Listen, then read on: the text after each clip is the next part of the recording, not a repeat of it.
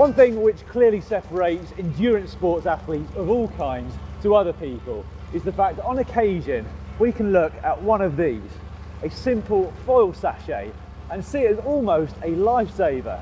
Some quick acting simple carbohydrates can actually really increase your cycling performance.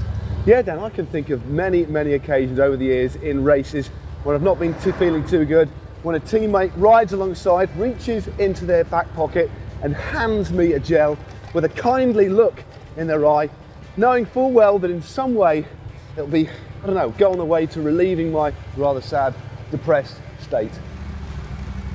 No, sorry, I need that later. We've got a long ride to do today. You had a kindly look in your eye as well. I did. Yeah, strangely though, given the fact that inside the contents is basically just carbohydrates and water, gels can often be misused. So even if you haven't experienced it directly yourself, you'll probably know someone that's had a severe stomach upset because of gel abuse. So how exactly do you use gels to your benefit? I think the first thing that we need to understand is exactly what is contained within our gels. So we mentioned just now that they are in essence water and carbohydrates. However, the type of carbohydrates can change, as can the amount of carbs and also the amount of water, and it's these three things that we need to take into consideration when we're deciding how and when to use our gels. Well, let's look at water first. Now, in order for food to be absorbed quickly by your gut, you're going to need a certain amount of water in there. Otherwise, you risk having a bloated stomach, or at the very least, the food will take longer to be absorbed. So, when you have a gel, it's best to take some water with it, unless the gel is isotonic. And in that case, you won't need any water at all, as the gel will quickly be absorbed itself.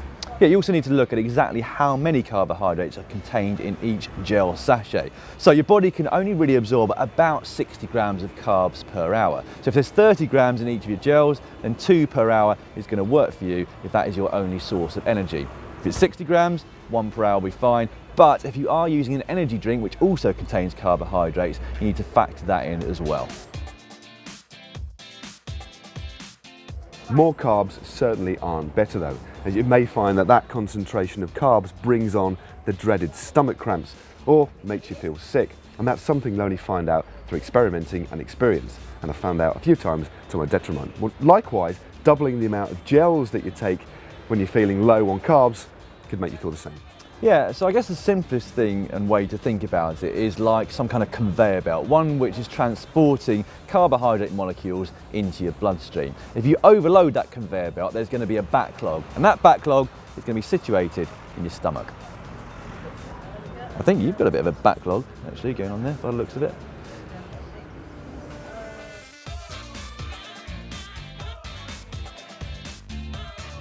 With that in mind, we now need to know how to eat gels effectively when out on the road. Now, the best way of fueling on the bike out on the open road is to eat little and often. So if you're doing a ride of over 2 hours, the best way to start is have your first gel after around 20 minutes or so. Yeah, one thing that you want to avoid at all costs though is leaving it too long before you take anything, therefore making your gel almost like an emergency. Now you can guard against this by mentally scheduling in exactly when you're going to eat. So for example, if you're about to do a pretty hard race, you might want to eat a solid small piece of food about 20 minutes before the start. Then if the pace is really on, you can take a gel after about half an hour, then revert back to bits of solid food whilst things settle down, reverting back to a gel every half an hour when the pace gets hard again. Gut problems arise when you have too many gels in rapid succession without liquid. Now, different people react to different gels in different ways.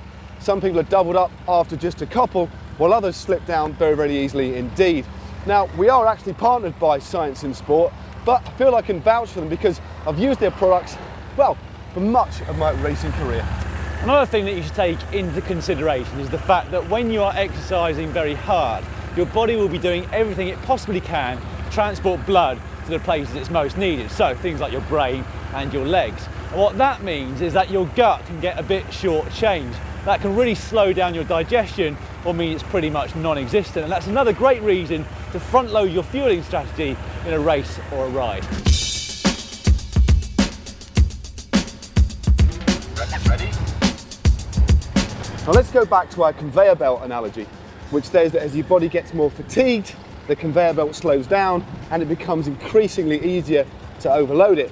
Now let's face it, runners do get a far harder time than cyclists, but the fact remains you can't just eat to get better. Yeah, there's also been some research done relatively recently which has shown a positive psychological effect of having a sweet taste in your mouth. So test subjects performed better when they swilled a sweet mouthwash around their mouth versus using just water. Now, although this means that with our energy gels that we have on our ride, we will be getting carbohydrates and energy, we can still use the research to our advantage by keeping the gel in the mouth for a couple of seconds before swallowing it, and that way you'll get a bit of a lift even before the carbs reach your muscles. One thing that always surprises me is why nobody really speaks too much about gut training. Now bear with me, it does sound a bit gross, but it's pretty important. If you think about it, you're out training, putting your body under immense load, doing hundreds of miles, whilst at the same time forcing your body to process litres of liquid and hundreds of grams of carbohydrates. Now, it is pretty amazing, really. Yeah, the thing is though, our bodies are also pretty amazing, so the likelihood is that they will be able to tolerate it, albeit with a little bit of practice. So I'm not saying that you should carb up on every single ride, but on a couple of the harder sessions, you should closely mimic the nutritional strategy that you're going to have on the day of the event itself. So exposing yourself to different types of carbohydrates in gels, in food, and in drinks as well. After all, in the same way that we wouldn't use a brand new pair of shoes on the day of an event in case it didn't work properly, you also don't want to try a brand new nutrition strategy. Many cyclists then do rely on gels to get them through some hard rides and races, and hopefully now you'll understand exactly how and when to use them. You just need to know exactly what is contained inside them, whether or not you need to consume water with them at the same time, how many you can consume in an hour, and you should also train your body to be able to digest them even when it's under extreme physical stress. Yeah, and talk about preparing for our how to prepare for a sportif, click just up here, and to keep on the food kind of theme, click just down here for our recipes playlist. And to subscribe to GCN, in the little box just to the left. I thought I was doing the subscribe bit. No, I wanted to do it, mate. I just wanted to wrap it up nice and neat, nice and tight.